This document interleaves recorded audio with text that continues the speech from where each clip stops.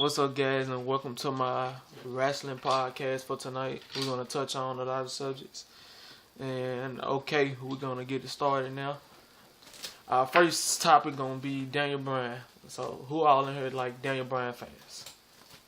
Yep, I heard Daniel Bryan. Okay. Daniel Bryan's pretty cool, I gotta say. I mean, he has a lot of comebacks. Okay. I'll give all the respect to Daniel, because he was underneath Shawn Michaels, underneath the tutelage of Shawn Michaels. Okay. Yeah, I mean, the yes dog, that's a good move to use. Do you think Daniel Bryan gonna return to in-ring return soon? They say at WrestleMania, so I mean, probably around WrestleMania. I mean, he was on the troops. No. To the troops he was on. Yeah, it's hard to say though. If his shoulder is still bothering him, he won't be able to return then. Probably 2 years from now. Damn it. Like who would be I would say less than 2 years. Yeah. What'd you say? Like who would be like What about a good opponent for Daniel Bryan to face when he come back? I would say give him a match with one-on-one with Roman Reigns. I think Daniel Bryan and Orton should come back at the same time and start a rivalry face each other. I think that would be pretty epic. You said Daniel Bryan and who? I said Randy Orton. Okay, say it again. Like both of y'all was talking at the same time. Randy Orton. Mine was Roman. I'm gonna kind of agree with Rocker on the Randy Orton. I kind of do want to see that match. I think we might have saw it before, but not to like a huge capacity.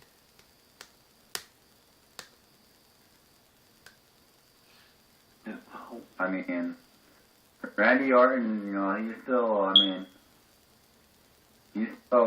got a little time left. I mean, the RKO is still a popular move to use in the WWE. You go off top ropes, you're looking for an RKO. Yeah.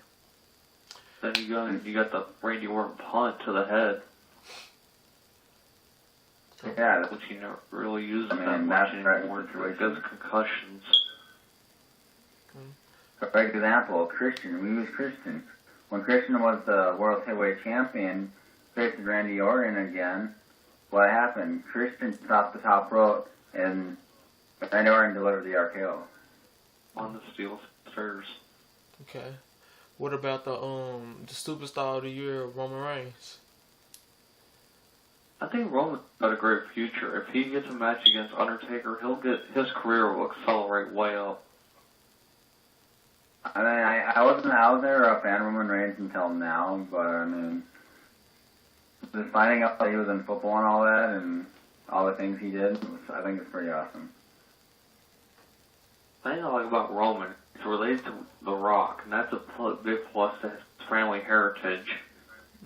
Yep, this Wild Samoans. Yep. God bless Rikishi. Not Rikishi. Umaga. Umaga, the Wild Samoans, and all of them. Even Yokozuna. Yep. He sure. And Yokozuna, I mean, I played him on wrestling one time and went off the top ropes, whatever, and the whole ring broke. And that was the first time I saw it broke. Congratulations to him. Okay. He's married now. Okay, what you guys think about Big Show recent heel turn? It's somewhat good because he's got the ironclad contract, and then it really stinks in other ways. What about you, Rocky? I mean, what was it again? It's the same question. I was asking, what about you?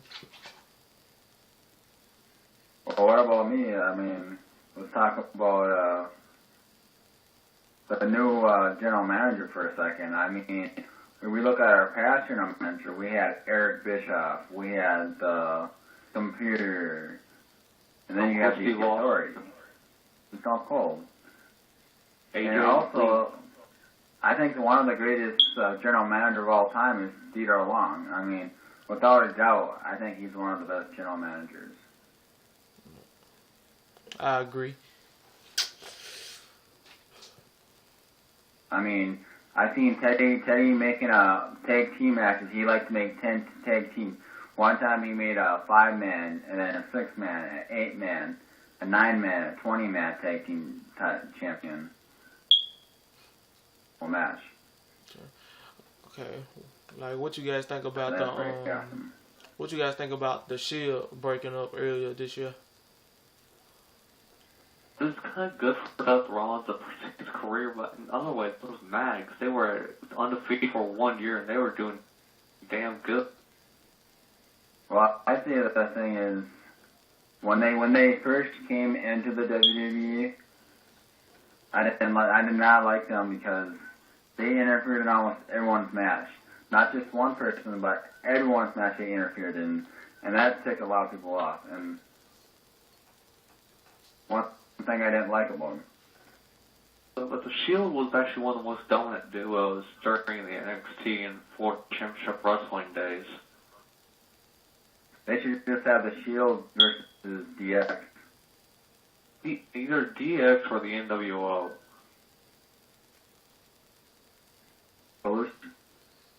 That was a good matchup between them two. Okay, what y'all think? Okay, you go first, Rocker. Well, we found Evolution Unite twice. I mean, when they had Ric Flair, Batista, Triple H, and all of them, and then we saw Triple H turn on Randy Orton with the big thumbs down, and they beat Randy Orton, and then right after Randy Orton broke her out, you had Ric Flair, and then you had Batista. Now Triple H turned his back on Batista, and he took the title from Triple H. And then John Cena took the title from JBL that year. Now, speaking of which, you know, we talk about Evolution 10 years later, or 9 years later, you have Triple H, Batista, Randy Orton. That lasted like a short term. Yeah. Okay, like what you guys think about this new faction called The New Day and the members in it, like them personally as an individual? Well, I thought go ahead, Dolford. Well, I gotta say that, you know, they were good inspiration, and, you know, I kind of see him as, you know, I wonder. Why you gotta come in here? Mess with me. You're messing with me right now. Rod. Alright, keep going. Well, I was gonna say. Like I get him, Well, I get him muted right now, so don't worry about it. Just keep talking over it. Well, what I was gonna say was, you know, when Evolution broke off, that changed a lot of things. I mean, it's just a figure of time before Batista, I heard that he's gonna come back. That's just some, but I'm not sure if he will. Well, on the New Day is what. I agree with Steve Austin that seeing Kofi turn heel will be a great thing for the industry. But I no, think, that's his thing. Yeah, like the New Day, yeah, we're talking about the New Day. I kind of got subject, but, you know, I wonder, you know, like, are they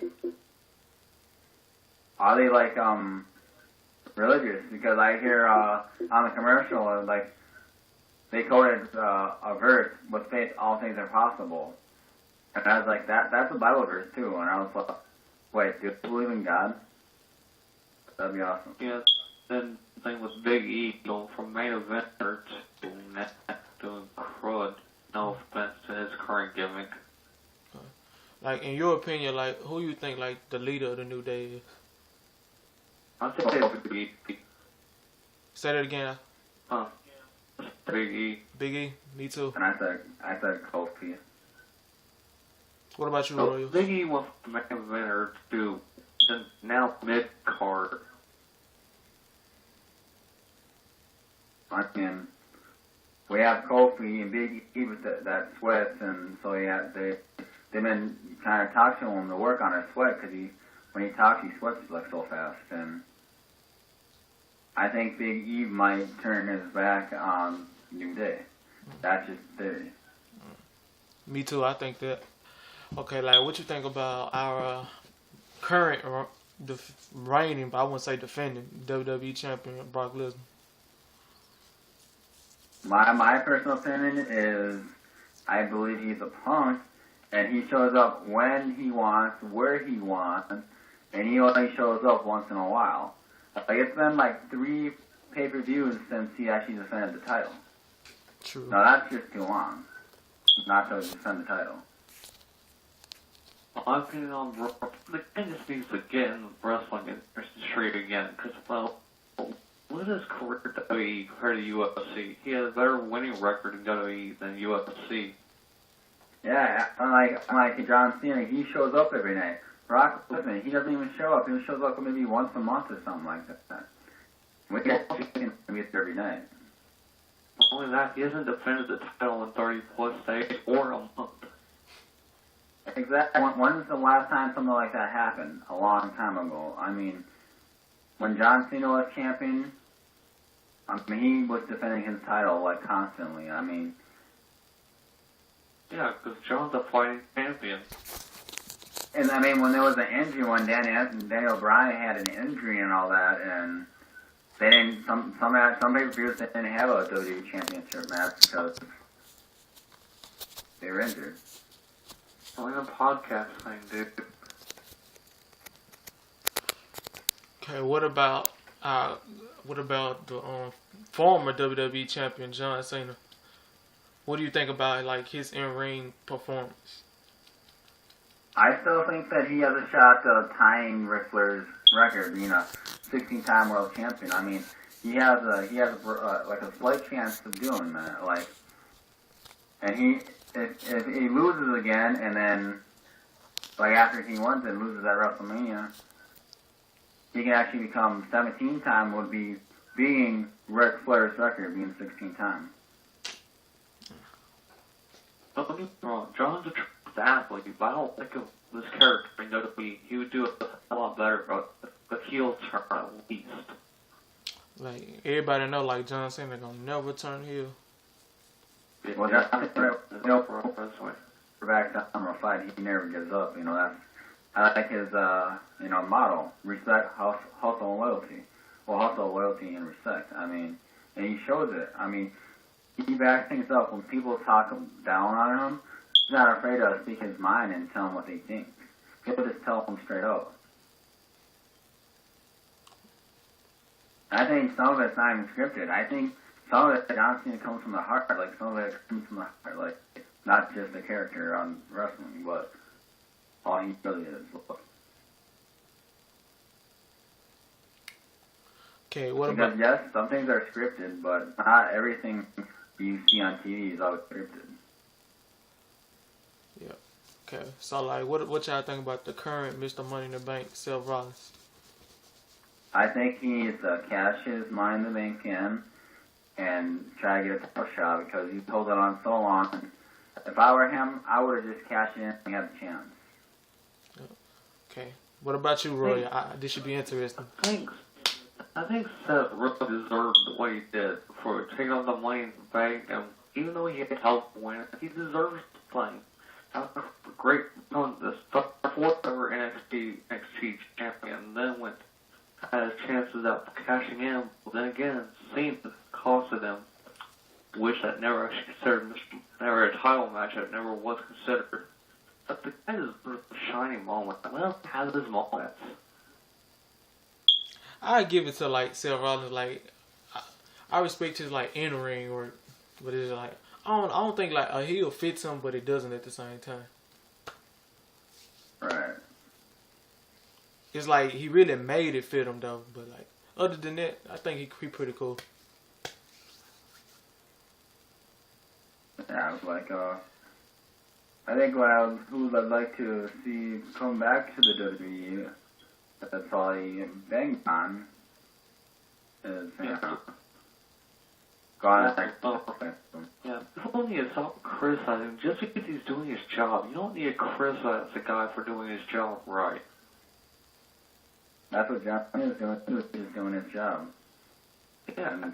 And Don't get me wrong. I would accept John outside of the ring, but I don't criticize him for everything he does inside the ring. well, He's you know, I got all the respect to see him. Able to make a Witchery Foundations, all that. He's a tremendous athlete, no doubt. I mean, he's a very good superstar, you know, and all that. It doesn't matter how good you donate. There's a lot of people that donate to charities. Like, you say you donate to charities, well, so does that person, so does that person, so does that person. What you got to realize is, outside of the ring, besides getting to know him on a personal basis of how nice is he and what kind of guy he really is. Okay. I mean, because we only know him from a wrestling character and seeing what he does for charity. We don't know him personally. We actually, you know, his attitudes are and his actions. Okay. Like, what you guys think about the rivalry between Bray Wyatt and Dean Ambrose right now? Well, they're tremendous on the mic, and they both know how to want a 5-star match. My opinion is Dean Ambrose. Sometimes I think he just